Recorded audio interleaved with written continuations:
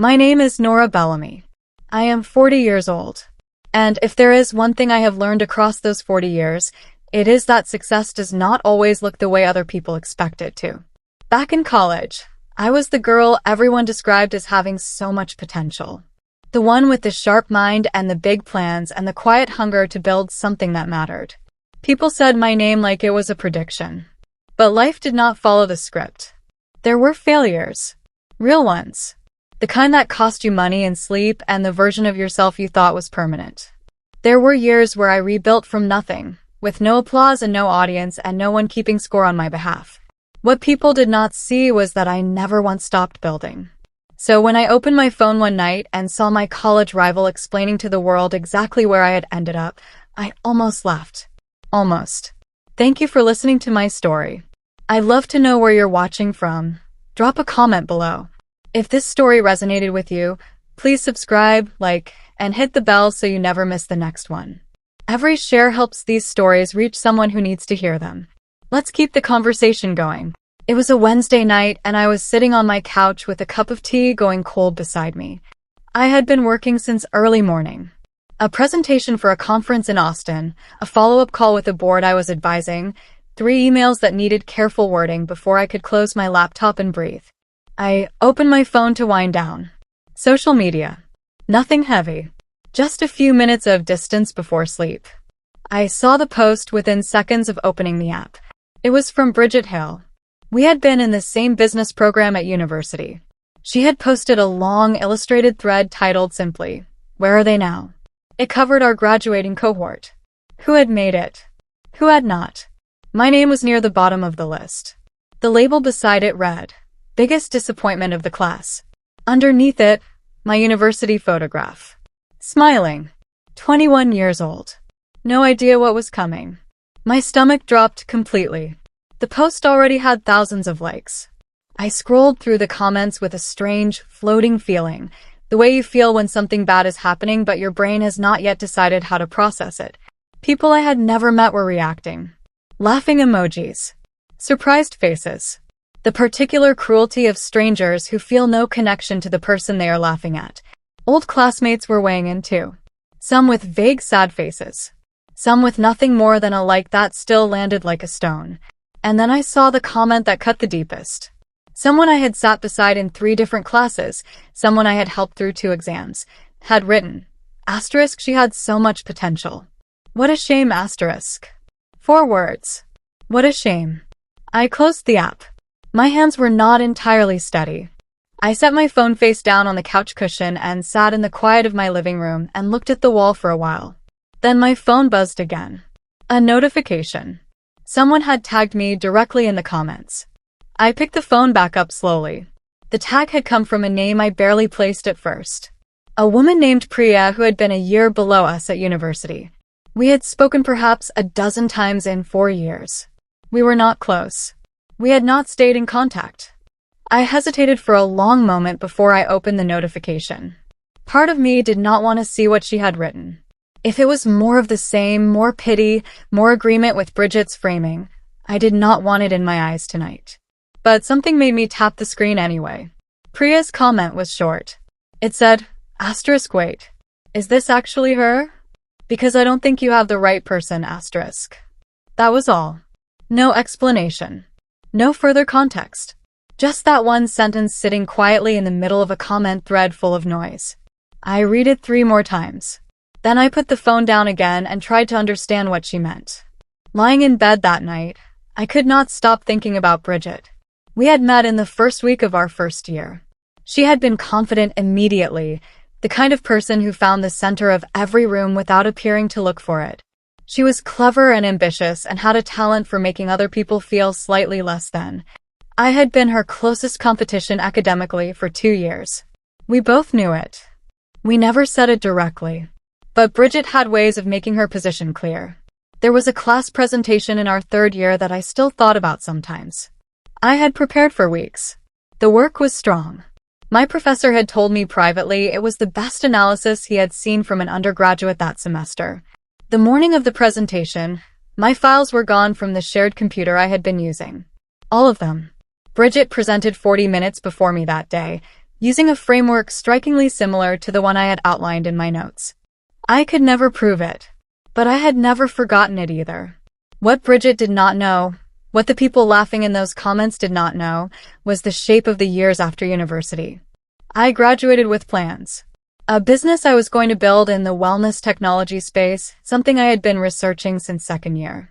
I had a co-founder, a small amount of starting capital, and enough energy to work 18 hours a day. The business failed after 2.5 years. The co-founder and I dissolved the partnership badly. There were debts. The marriage I had entered at 26 ended at 29. A combination of the financial pressure and the long hours and two people growing in directions that had nothing to do with each other. I was 30 years old and I had nothing except a one-bedroom flat, a file of lessons learned the hard way, and a stubbornness I could not seem to switch off no matter how sensible it would have been to do so. I rebuilt. Slowly and without any audience. That was the part of the story nobody had watched. I checked the post again the following morning before I got out of bed. The comment thread had grown significantly overnight. Bridget's framing was holding in most of the replies. People were accepting the story as presented, because that is what people do with confident, well-packaged narratives. They receive them. But Priya's comment was still there, and it had attracted a few replies of its own. Someone had written under it, "Asterisk, what do you mean? Do you know her? Asterisk." Priya had not responded yet. But then I saw a second comment that had appeared sometime after midnight, from a name I did not recognize at all. It said, "Asterisk, I think you've got the wrong person. I'm pretty sure this isn't the same Nora Bellamy asterisk." My heart did something strange and quick inside my chest. Two people now, both expressing doubt, both suggesting Bridget's identification was incorrect. Neither of them had explained why yet. And the thread was watching, waiting to see what they would say next. The second comment had a screenshot attached to it. I had to enlarge it twice to make out the details because the image quality was not perfect and my hands were not as steady as I wanted them to be. It appeared to be a photograph taken from a distance. An auditorium or a conference hall of some kind. The stage was lit warmly and there was a figure standing at the center of it, speaking to what looked like a large audience. The image was cropped at an angle, like someone had photographed a screen or taken a quick shot from a seat in the crowd. The figure was a woman. Dark blazer. Hair pulled back. A small microphone clipped near her collar. I stared at it for a long time. The image was blurry enough that the face was not immediately clear. But the way the person stood, the set of the shoulders, the slight forward lean that was a habit I had been told about more than once by people who coach speakers. I recognized it the way you recognize yourself in an old mirror. That was me. I sat up in bed properly and looked at the screenshot again. The stage in the background had a curved red design element along the bottom edge. I knew that stage. I had stood on it 14 months ago.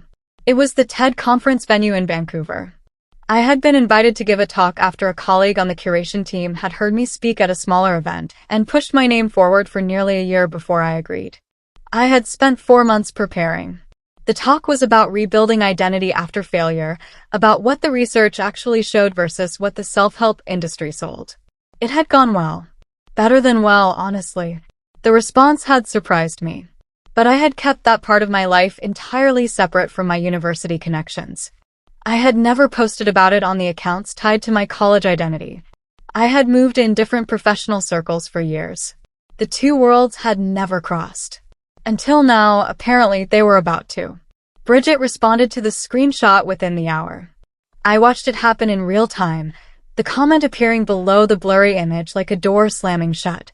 She wrote, "Asterisk, that's not her. Trust me. I know exactly what became of Nora Bellamy.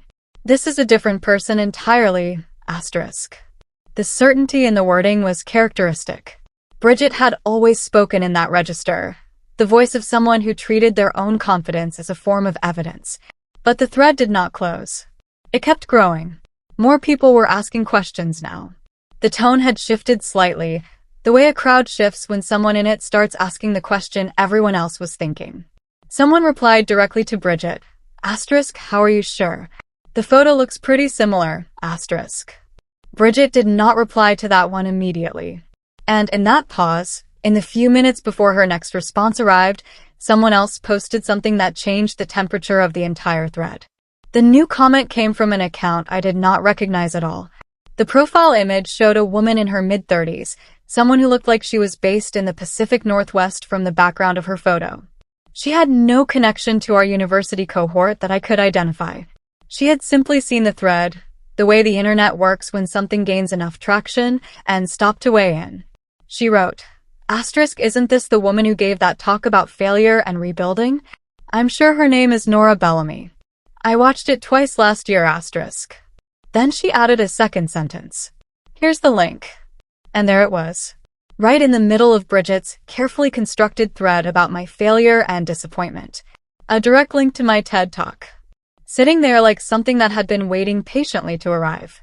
I stared at the link for a long moment. This was not supposed to happen. I had made deliberate choices about how I built my professional presence. The TED Talk lived in one world. My university history lived in another. I had kept them separate intentionally, not out of shame, but because I did not believe in using past pain as a public credential. The work should stand on its own or not at all. But now the link was sitting in the comments of Bridget's post. And people were noticing it. I could see the comment counter ticking upward in a way it had not been doing before. I had a decision to make and very little time to make it. I could say nothing and watch it unfold without me. Or I could stay quiet and trust what was already in motion. I chose to stay quiet. I put the phone face down. I made coffee. I went to my desk and worked. And I waited. By mid-morning, the view count on my TED Talk had jumped noticeably. I had an analytics account linked to the talk and I checked it out of habit. The traffic spike was clear and it was coming from social media referrals. People were clicking the link from the comment thread, watching the talk, and then returning to the thread to respond. The comments coming back were different in tone from the ones that had opened the thread. Wait. This is the same person. She literally gave a talk about rebuilding after failure. And Bridget called her the biggest disappointment. I don't understand. Has anyone actually watched this? Each new comment brought more people to the link. More views fed more comments. The loop was tightening fast. The post was no longer telling the story Bridget had written. It was telling a different one. And the person who had written the original version had gone quiet for nearly 40 minutes. The shift happened fully sometime around noon. I know because I checked once briefly between calls. The top comments were no longer about disappointment. They were about the talk. About what it said. About the specific ideas in it. People were writing things like, "This talk genuinely helped me after I lost my job last year." And, "She talks about failure the way someone who has actually lived it talks about it. Not from a textbook, *." And, "I've shared this with 6 people since watching it this morning." Bridget had not posted anything new for over an hour. I recognized what that silence meant. I had been in enough boardrooms and enough difficult conversations to know what it looked like when someone was reassessing their position and had not yet decided what to do next. She was watching it happen and trying to calculate a response. But the thread had grown past the point where one comment from her could redirect it. Bridget came back to the thread in the early afternoon. Her comment was crafted to sound casual and dismissive. She wrote that she thought it was sweet that people were enthusiastic about the talk, but that giving a talk did not automatically rewrite someone's history. She added a laughing emoji at the end. She used the phrase "anyone can give a talk" and followed it with a shrug emoji. I read it and felt something clarify inside me. That sentence, "anyone can give a talk," was not an argument. It was a retreat dressed up as confidence. And the comment section saw it the same way, because the replies that landed beneath it were not kind. Someone wrote, "Not anyone gets invited to speak at a TED conference. That's not how that works, *." Someone else wrote, "This response says a lot about why you wrote the original post." The defensive tone of her comment had done more damage to her credibility than silence would have. Then the receipts appeared. I did not post them. I want to be clear about that. I made a choice not to enter the thread myself and I held to it. But other people began doing what people do when a story starts to unravel publicly. They started contributing pieces. Someone found my company's website and posted a link to it. The company I had built after the failure of my first one, The one I had spent 7 years growing quietly into something with real clients and a real team and real results. Someone else linked to a profile interview I had given to an industry publication 18 months earlier. A third person posted a screenshot of an award my company had received the previous year from a professional organization in our sector. Each edition landed in the thread like a new piece of evidence being placed on a table. All of it verified. All of it public. All of it from before any of this had started. The narrative was no longer Bridget's to control. The former classmate's comment appeared in the late afternoon. Her name was Priscilla, and I remembered her clearly. She had been quiet in lectures but observant in the way that quiet people often are. She had been in the same study groups as Bridget and me for most of second year. She wrote, *funny timing on this post. I remember you telling people in third year that Nora's research files had been corrupted when you two were working in the computer lab before her presentation. Interesting coincidence that you presented a similar framework 40 minutes before she had to present without her materials. She did not use the word sabotage. She did not have to. The comment section went completely silent for approximately 3 minutes, which in internet terms is a long time. Then it erupted. The responses to Priscilla's comment came fast and from multiple directions. People who had been in our program began appearing in the thread. Some I recognized. Some I did not. They added pieces to the picture Priscilla had outlined. One person remembered Bridget telling mutual friends in final year that I had plagiarized an essay, a rumor that had circulated briefly and then disappeared, but that several people apparently still remembered. Another person described an incident at a networking event in our 4th year where Bridget had introduced me to a recruiter using language that was technically accurate but framed in a way that was professionally undermining. I had not known about that one. None of these people were attacking Bridget with invented stories. They were sharing specific memories with specific details. The thread was no longer about me at all. It had become about a pattern of behavior that people had individually witnessed and individually filed away and never compared notes on until this moment.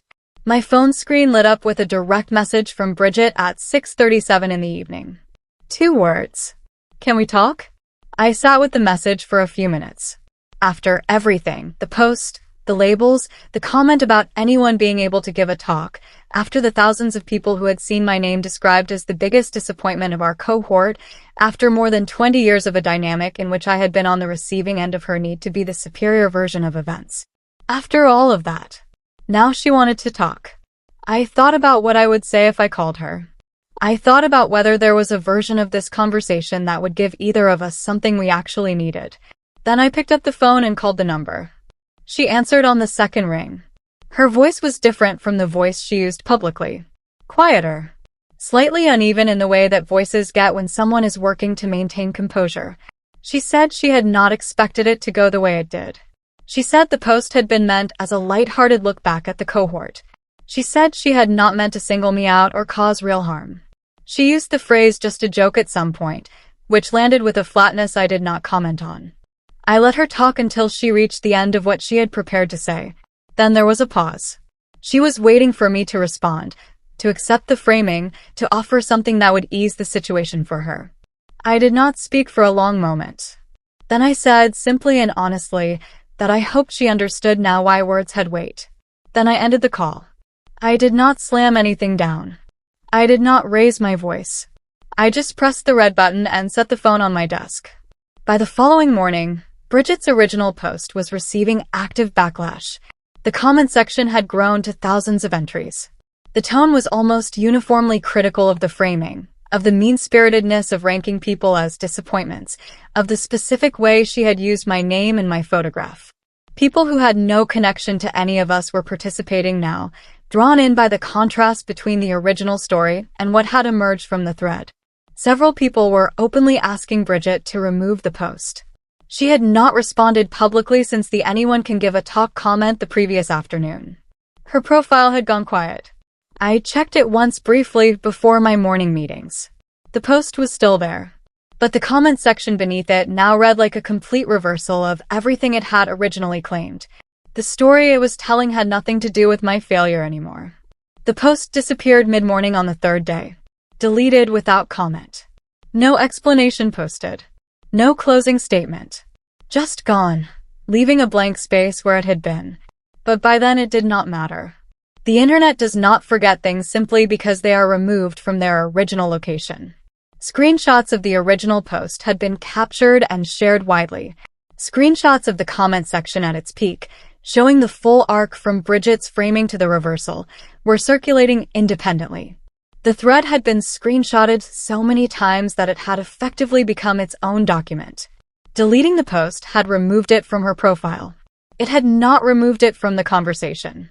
Several people in the comments of the screenshots were pointing this out directly, noting that the deletion itself seemed like an acknowledgement of something. The story had left her hands entirely. What happened next was the part one genuinely had not anticipated. The TED Talk link, posted in Bridget's comment section by a stranger who had simply recognized me, had driven thousands of new viewers to the talk. Those viewers shared it independently, not because of the drama, but because they found value in it. My talk was about failure as a source of credible knowledge. About why the people who had survived difficult things had information that people who had not could not access. About rebuilding identity when the version of yourself you believed in no longer exists. Those ideas resonated with people who had nothing to do with my university history. The talk was picked up by 2 newsletters with large readerships. A podcast host reached out asking for an interview. A writer covering resilience for a major publication sent a message asking if I would speak on the record. The audience for my work grew substantially in those 10 days. All of it traced back to a post designed to diminish me. 8 days after Bridget's post had first appeared, I wrote something of my own. It was short. I did not name anyone.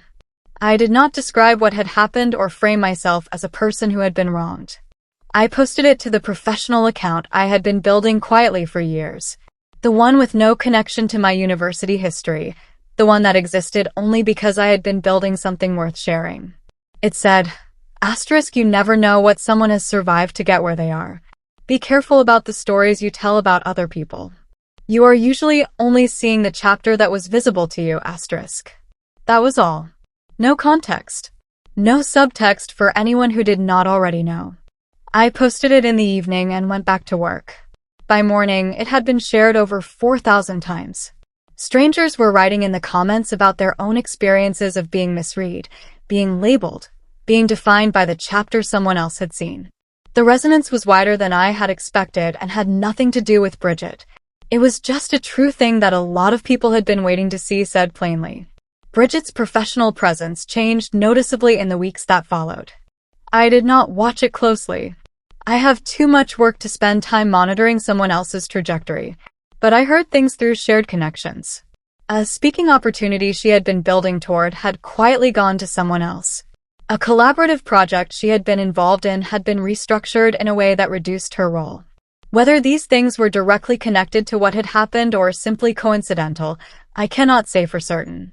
What I know is that the comment Priscilla had written, and the memories that followed it, had permanently changed how some people in our professional community understood Bridget's history. That information was now in the world. Not because I put it there. Because other people had been holding it quietly for years and had finally found a moment to set it down somewhere visible. Bridget had created that moment herself. Several weeks after it all began, I was sitting at my kitchen table with a cup of tea, the same spot where I had been sitting when I first saw the post. My phone was nearby. Messages were still arriving from strangers who had found the TED Talk and wanted to say it had meant something to them. A woman in her 50s who had lost a business. A man in his 30s who was in the middle of a divorce and starting again. A recent graduate who was terrified of failure. I read each one. I thought about the years that nobody had watched. The rebuild credit score. The second business plan written in a flat with one piece of furniture and a borrowed desk. The years of work that nobody applauded because nobody was looking. All of that had lived quietly in me, growing at its own pace, on its own terms. Bridget had written my name on a list and called me a disappointment. And in doing so, she had pointed thousands of people directly at the thing I had built. She had tried to write the last word on my story. Instead, she had given me the stage to tell it myself. And the audience that came because of her stayed because of the work. That was the only part that had ever mattered.